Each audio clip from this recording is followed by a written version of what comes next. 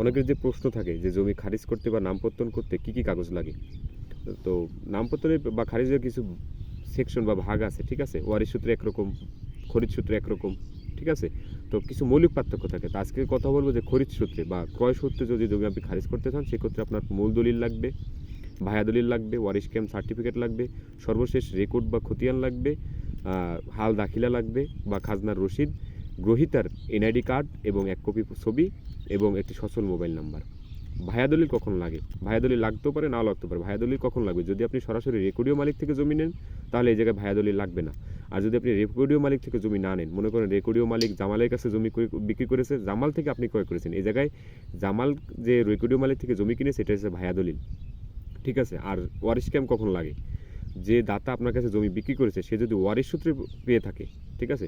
দেখা গেলো যে আব্দুর রহিম রেকর্ডীয় মালিক, আব্দুর রহিমের ছেলে হচ্ছে জব্বার, ঠিক আছে। রহিম মারা যাওয়ার পরে জব্বার ওয়ারিশ সূত্রে মালিক হয়, আপনি জব্বার কাছ থেকে জমি ক্রয় করেছেন, সেক্ষেত্রে ওয়ারিশ ক্যাম্প সার্টিফিকেট লাগবে, ঠিক আছে। আশা করি সবাই বুঝতে পেরেছেন।